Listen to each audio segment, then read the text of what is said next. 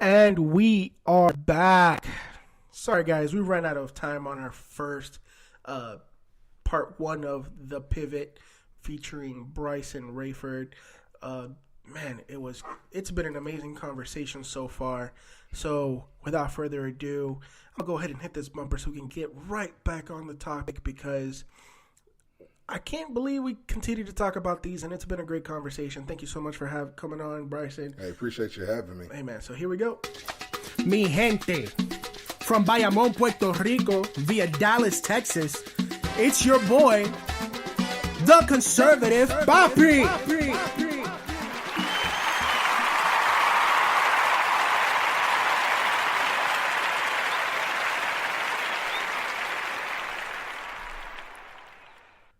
All right, so before we had to take this impromptu break, we were talking about different terminologies of socialized government, healthcare in particular, and the implications that it has to taxes. Bryson was saying that if we called it communal services, it might come off better. But I used the example of Cuba and how that doesn't necessarily, since Cuba's basically a communal country, aka communist country, how that doesn't pan out for long-term success.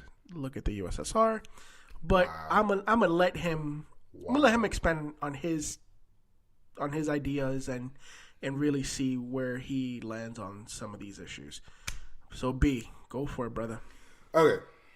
When we say communal, if your mind is going to straight communism, my goodness, man, we got to talk about some other topics. Because I mean, if your mind is going straight to communism when we're talking about communal, like, okay, well, hey, we're doing this as a community. This is communal.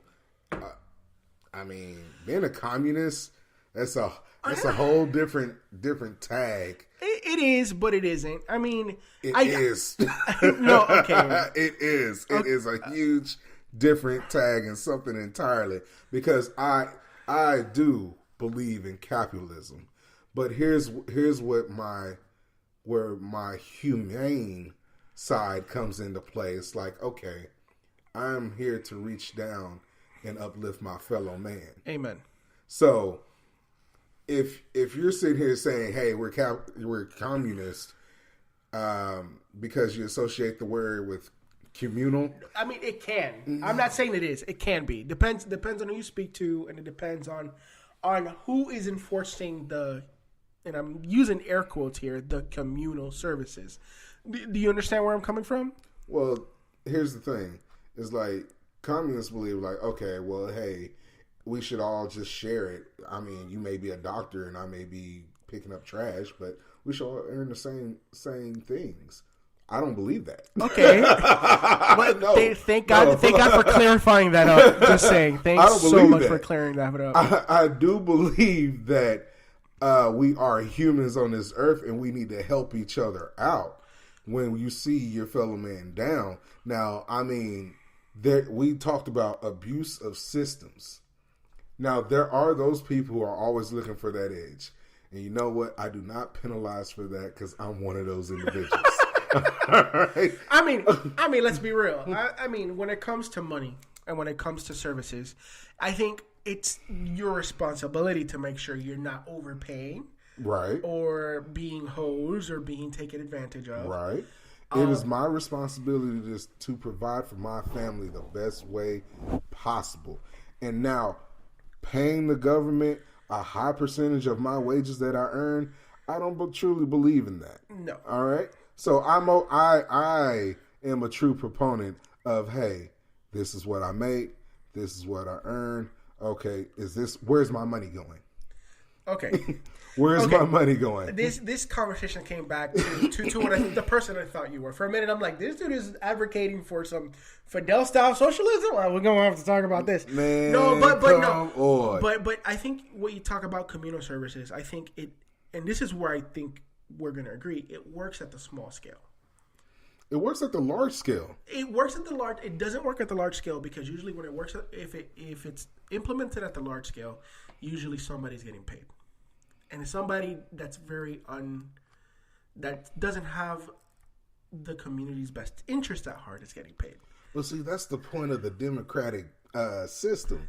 Like, you're supposed to vote your representatives in. And the problem of it is the people with the money are putting the people that they want in places for their persuasive judgment. That's what they're doing. The abuse of systems.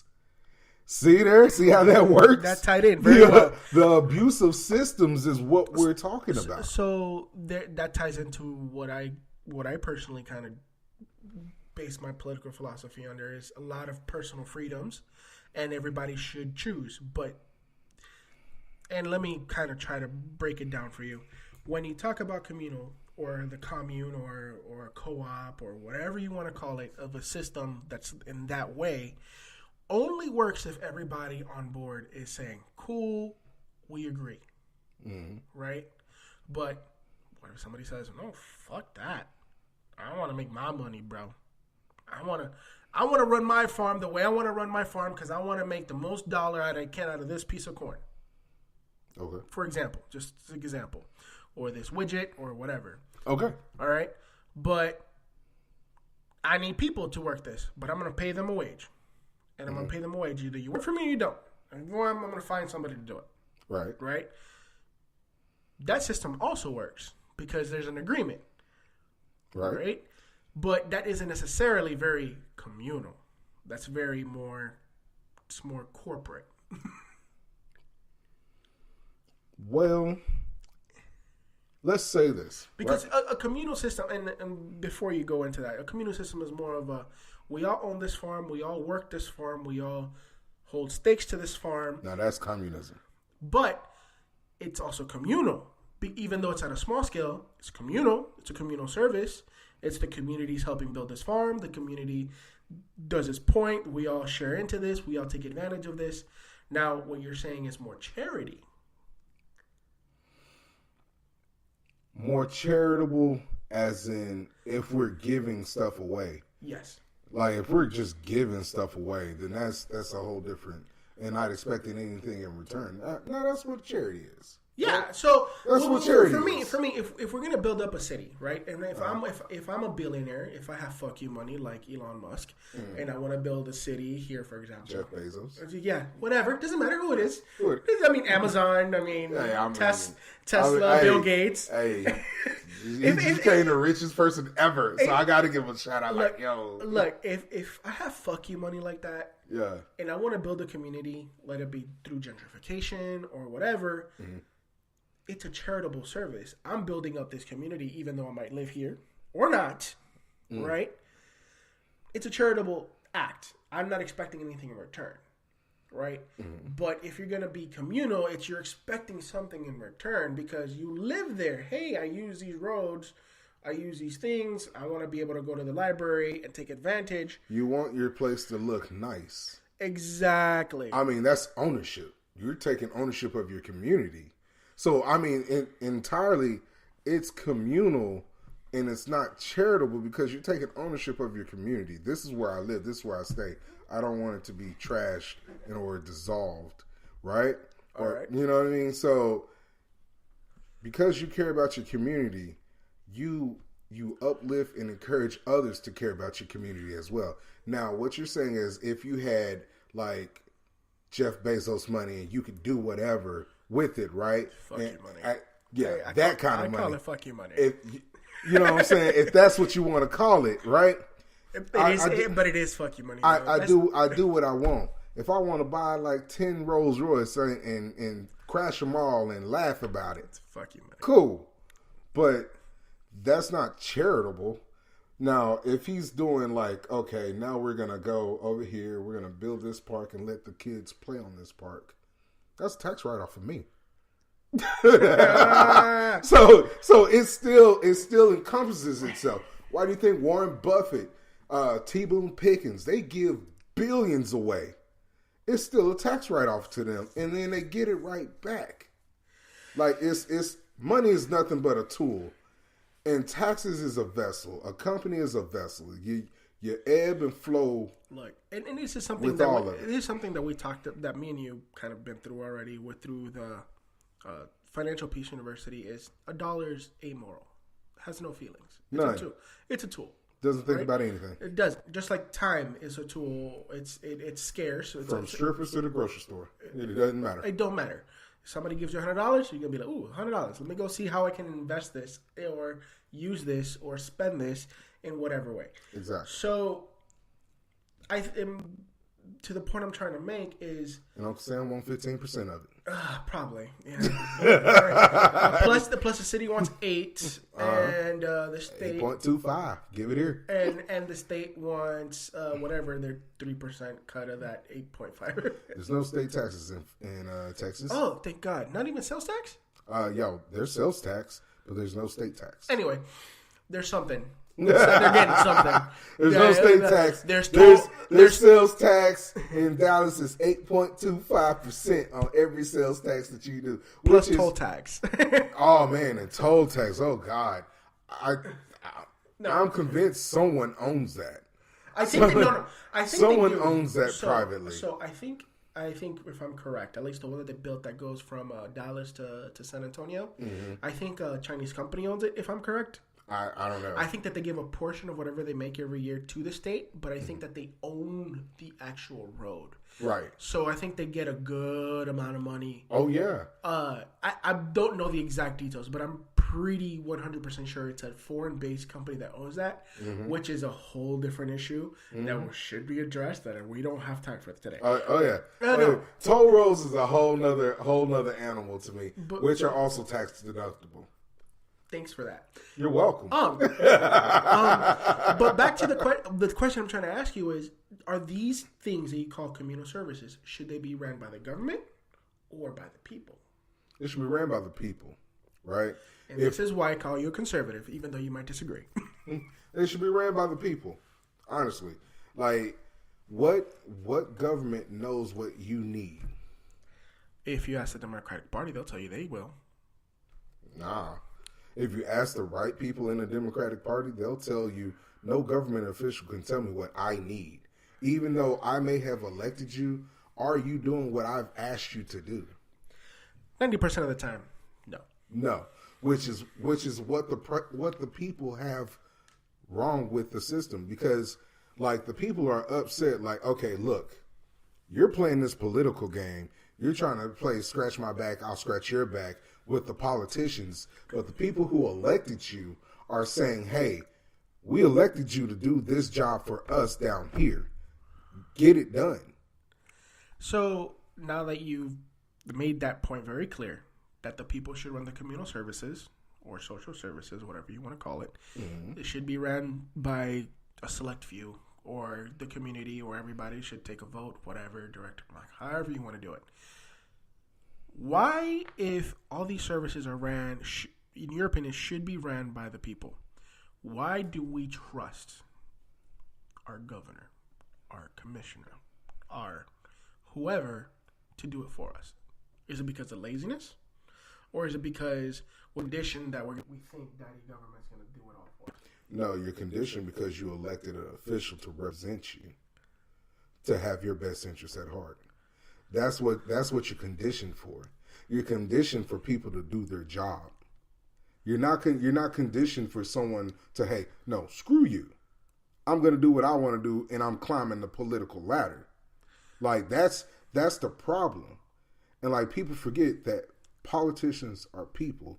People can be manipulated if they are ambitious, and ambitious people can be sold. And see, that's the problem. See, no, that's the ugly truth. No.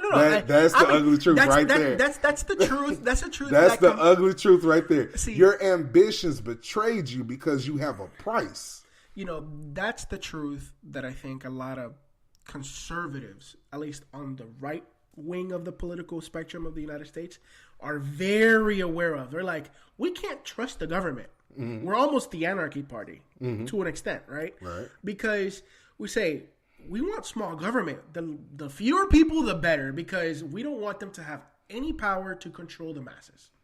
And see, that's another problem. If you put a smaller Oh, snap. Live TV, everybody. You put a smaller government and only a select few will always remain in power. Yes. I think Julius Caesar. Amen. But it's not only that, right? It's like what makes America, at least the system that America is supposed to be, is the division of power, right? Yeah. The president doesn't have too much, neither does the Supreme Court, neither does Congress. It's been kind of separated. That way there's no one supreme leader, like, you know.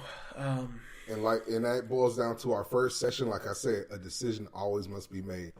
3. The rule of 3. Okay. 2 agree, that one's just out. Yeah. Right? If 2 don't agree, that one is just out. All right? Yeah. Nothing's going to get done. Either way, the decision is made. Like, the president can veto it. Okay, Congress will loop it right back on in there.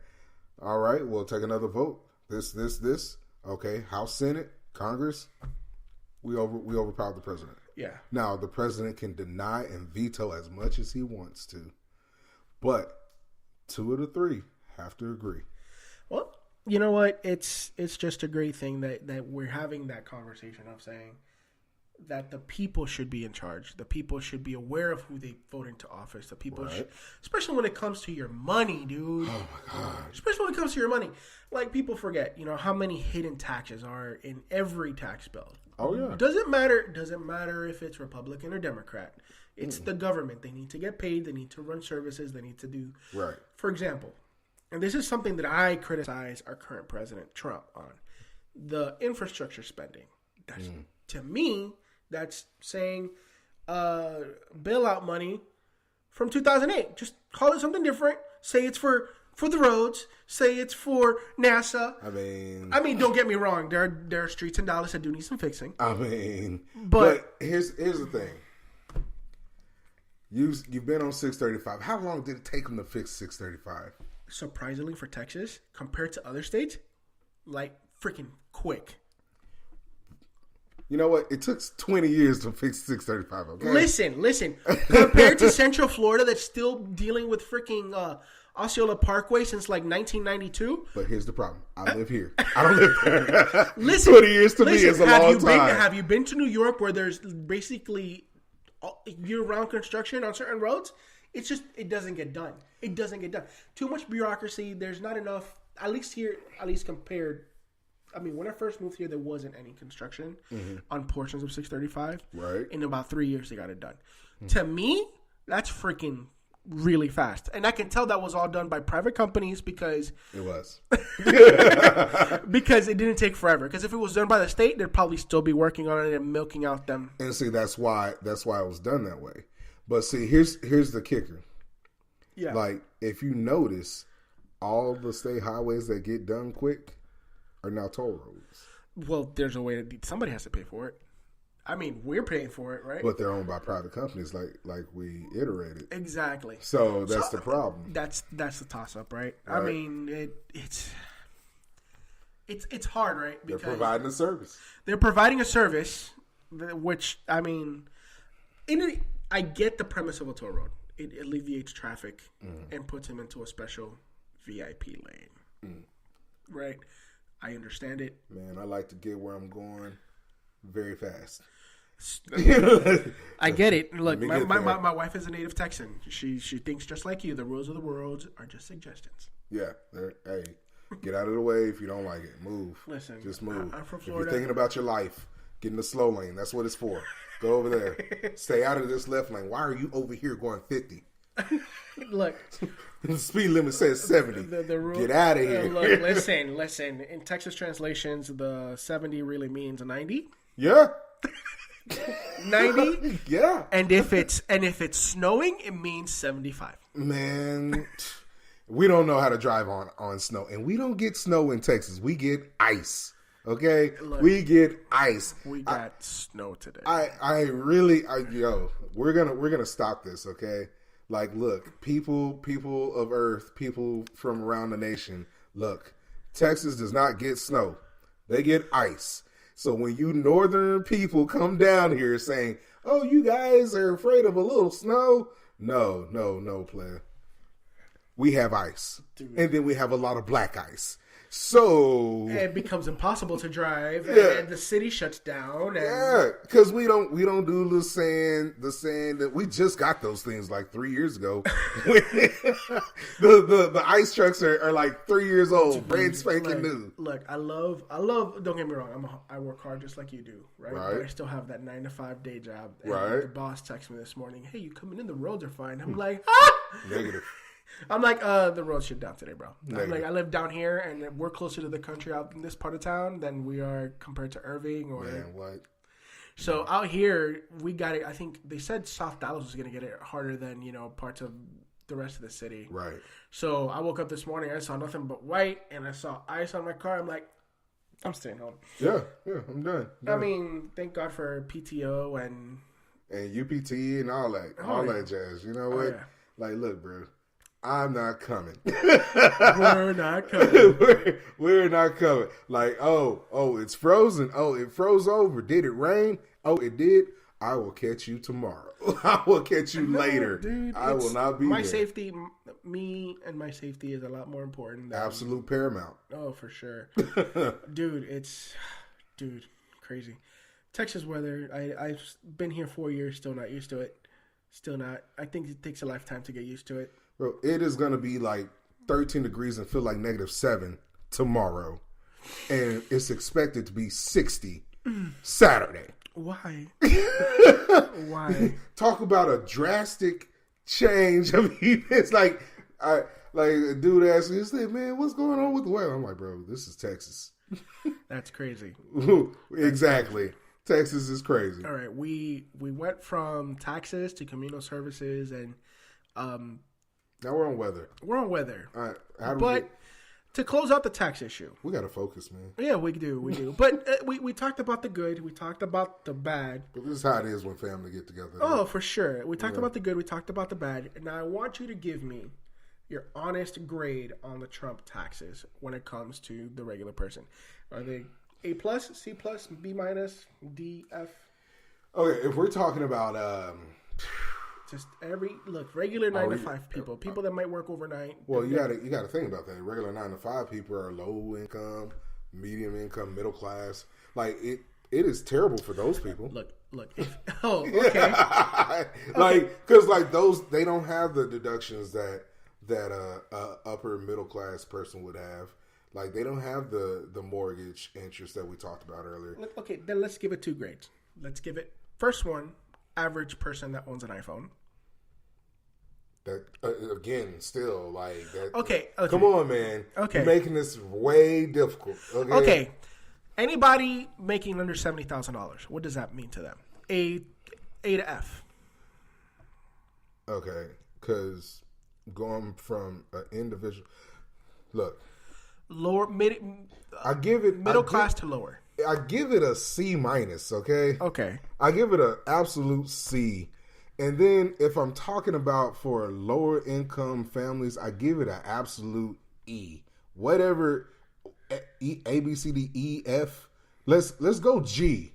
E, F, G. Let's give it a G. You're lower than an F. You're private schooling me right now? Bro. Private school grade systems? Hey, bro. No.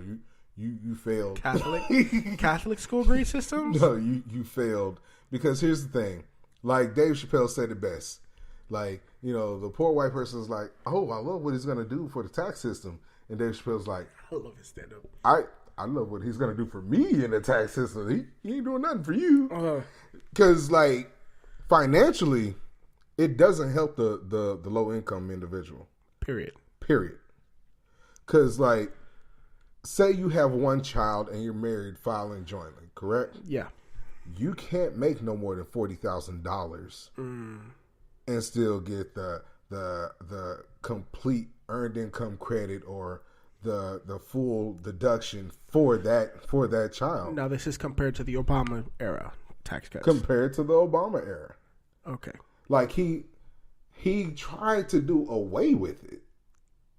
So that's the problem is he didn't do away with the amount that you can deduct, like the deduction that you qualify for. Yeah. What he did was he lowered the income on a combined income. So if me married filing jointly and we can't clear no more than $40,000 to get this earned income credit for the child, right? Okay. That means one of us only worked most of the year, or we only made enough to where we could have $20,000 between the both of us. Yeah. Right? We can only, yeah. So, when you say, hey, how do you grade it? As a business owner, didn't really affect me none. It kind of helped me out a little bit. But as an employee, and I made like $40,000 and I'm single, you're still pissed because you still owe money like any president before that. If you were single and you didn't have any deductions, you were hating coming to file your taxes. Wow. Well, that's the progressive tax system in a nutshell, everybody. Yeah. Yeah, well. Yeah. Paying your taxes still sucks. Here's the funny part is like I am the exact opposite person to talk to, like to tell you anything great about your tax. But don't. I mean, I don't want somebody to tell me how great the Trump tax system is. I actually want the opposite because I can find out all the good stuff online. Yeah, you can. Right? Like I can like granted, I know big picture how good it is for the economy, right? Big picture. Right? Lower taxes, more companies keep more of their money. Potentially, they invest back into their own businesses, which brings, whatever. I mean, if they're investing back into their own business, what is to say they're not investing back into their own pockets because they call themselves employees of their companies? Hey, well, that's not. But then there's the examples, right? There's, what's that? Was it Walmart that's giving $1,000 bonuses to everybody to try to circumvent the taxes or whatever they're doing? So there's that, right? There's the positives and there's the negatives. But what I'm trying to instead of raising their pay wages, they did too. I think they went from $8 to $11 plus giving them $1,000 bonuses. So whatever that means, let's see if that actually sticks. Now, here's what they did to do that. Like, for example, the Walmart in Irving off of 183 is now going from 24-hour superstore to, they close at midnight. Dude, I'm just saying. I'm tired of 24 hours. What does that Walmart. The weirdest people go there. They're probably doing everybody a service. I mean, come on now. If you wake up in the middle of the night and something is needed, you can go to Walmart and all God honest truth, at least someone is there so you can pick up whatever you need. Like we've all had that we need it now. What is still open? Pretty soon, in about 2 to 3 years, Amazon's going to be open 24 hours a day on your cellular device. Granted, do you want to pay that delivery charge? The delivery charges are actually getting cheaper because they're delivering things themselves now. They're not using a third party. So, for example, I just bought a new belt for my gi, right, for my Brazilian Jiu-Jitsu gi, and what would cost through FedEx $20, right? $5 extra charge for same day shipping, compared to $20 extra charge through FedEx for next day shipping. But it was delivered not only on a Sunday, but through an Amazon delivery driver.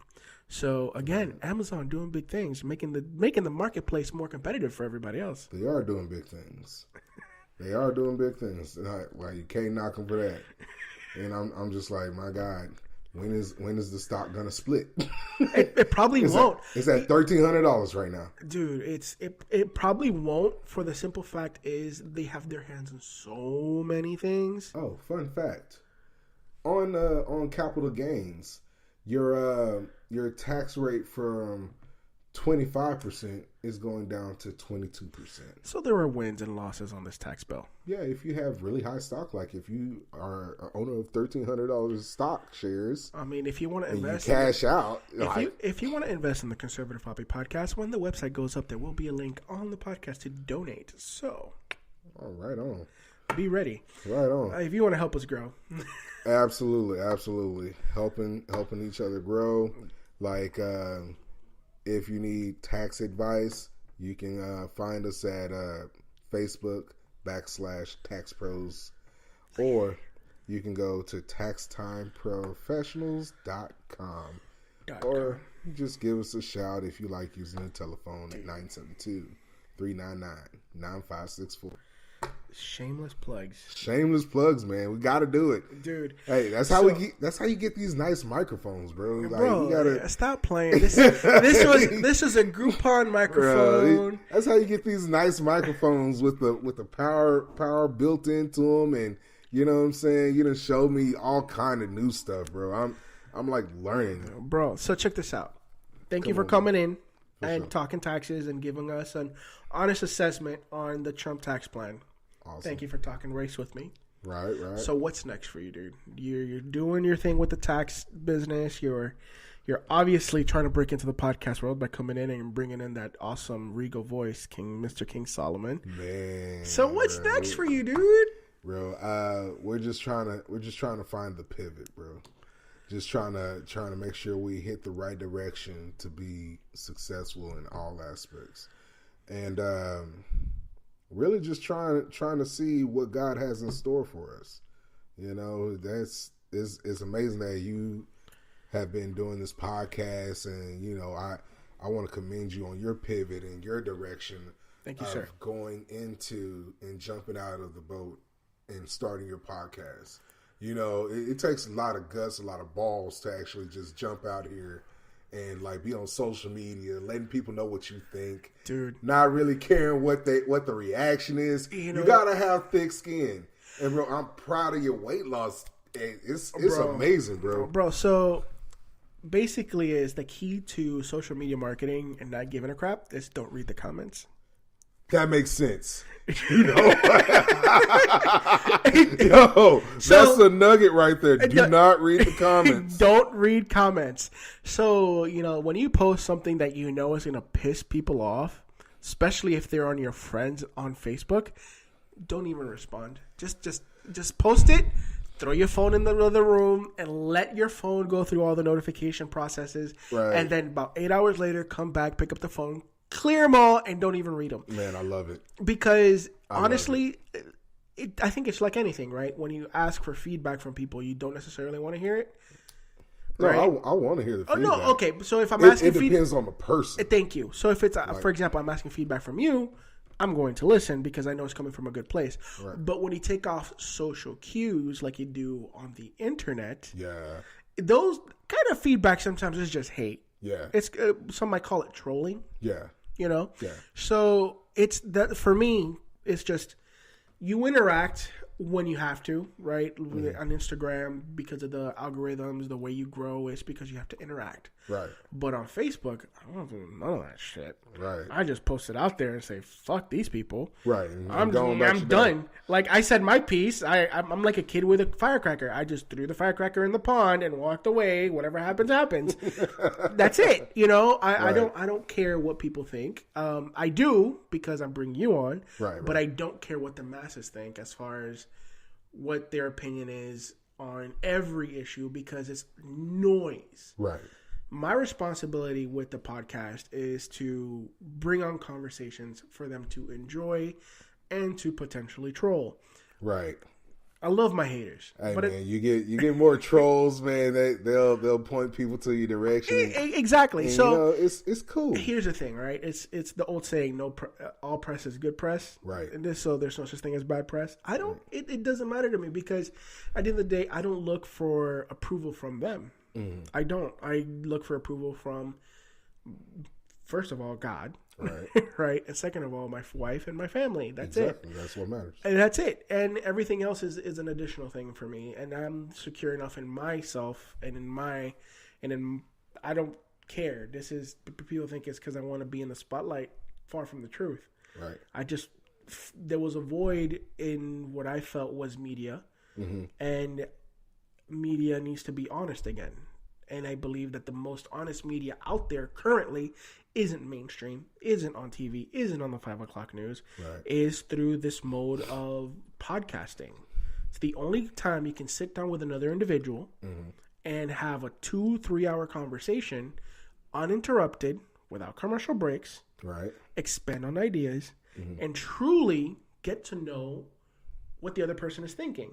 And if you're listening to this, you get to see where coming from on every issue. If I'm expanding on a point, you're expanding on a point, you're taking me down your rabbit hole, how you came to a conclusion. Let it be on gay marriage, on personal rights, on how to build a 67 Camaro.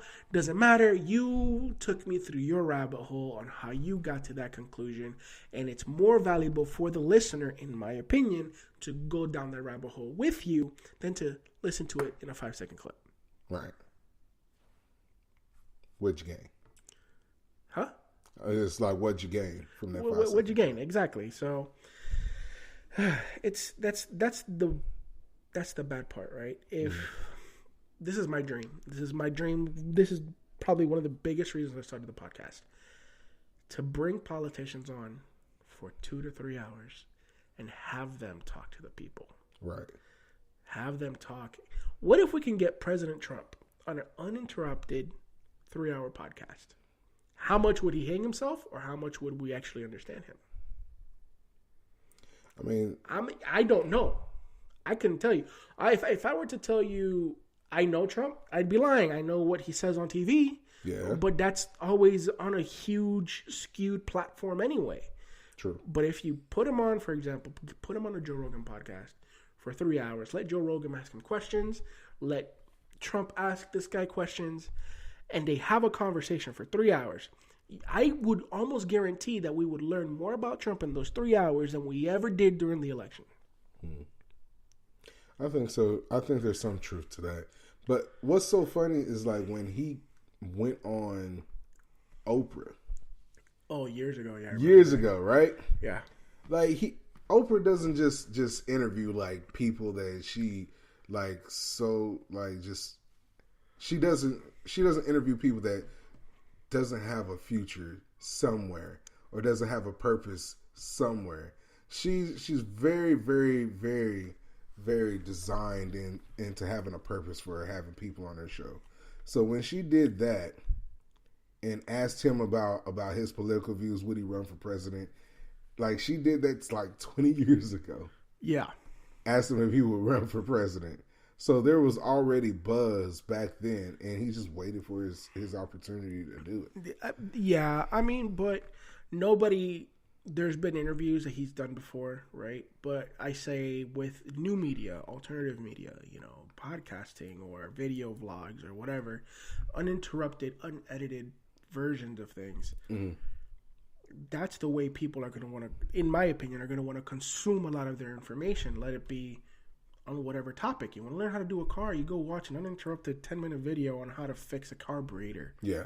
Right? You don't go, oh, man, they're showing it on TV every 5 minutes. Commercial. Yeah, you don't do it. No. Like the attention span is gone. Exactly. Like, I don't have that kind of time. No. I got stuff to do. I mean, if it's worked in the classroom setting that you go 45 minutes uninterrupted with a teacher as he's teaching a subject, why doesn't it work for conversations? We're having a conversation uninterrupted for 45 minutes, 2 hours, whatever it is, uninterrupted. And you're going to come out with a different, there's a lot of things I've heard throughout the last 2 years, especially as I've gotten into the podcasting game and my, the iTunes podcast app. Right. I'm like, oh, this dude's crazy. But then I listened to him in a 3-hour conversation. I'm like, okay, he's not as crazy as I thought. Mm-hmm. He has good points. I completely disagree with some of his points. Right. But there's good points, and he's not completely wrong. Mm-hmm. There's just more to it. Basically, there's more to a person's opinion than what's always put out there. There's always a nuanced opinion. It's not just, I'm a hardcore conservative. I believe in America and the First Amendment. Okay, cool, but I also believe that immigrants should be allowed in this country. Right. I believe in family values. I believe in X, Y, and Z. Gay marriage is settled law. We're not gonna have this. It's so much into it, right? Right. So much into somebody's opinion. They believe in every little thing. You have to listen to people. It's about having communication and communicating effectively. Right. And my opinion, the best form of communication with any person is through long form conversation. Right. Putting your phone down. Talking. Right. I mean, if it works for dating, that's an art that's being lost because everybody's so glued to their phone. Dude, if it works for dating, throw your phone in a trash can or in a bedroom and just talk to her for however long, and you get to know them. Why doesn't it work? Why can't we do that with a politician? I mean, we're basically dating them for almost 2 years before we decide to get committed for 8. I mean, to be honest, you're not trying to get in the politician's pants. I mean, some, I know, but the metaphor still works. The metaphor still works. I get it. I get what you're saying, but my deal of it is just like politicians. They're doing a job, right? It's a job. Like some of them get paid, some of them don't. Some of them have regular 9-to-5s, which are city council members that, you elect to a position, and you elect them for a particular reason, and you expect them to do their job. You expect Bill Belichick, do your job. Do your job. Do your job. like I don't expect you to tell me that, oh, well, we're going to do this and we can make this happen if or when. Like, no, that's not what you ran on, and that's not what you sold me on. So do your job. And with that said, we got about 3 minutes left. Bri, how can we find you? Give me one more shameless plug, my friend. Oh, shameless. I'm not shamed. You can find us at facebook.com/TaxTimePros. Like us on Facebook. Love us on Facebook.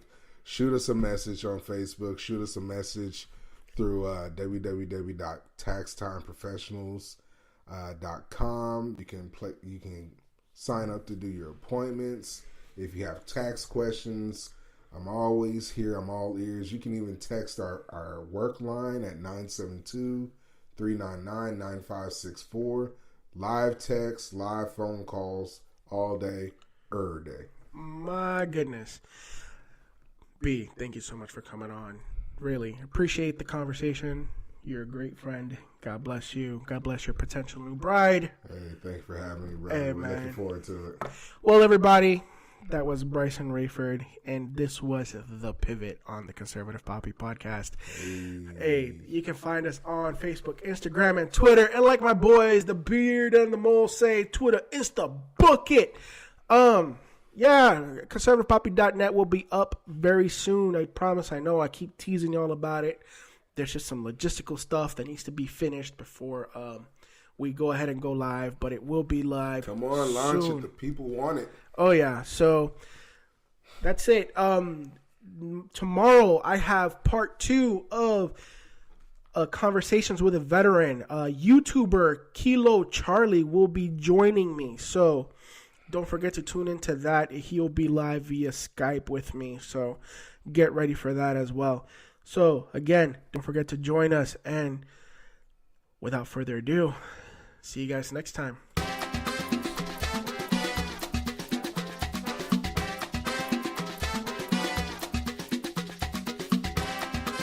that was the first 2-part one I have to do in one day.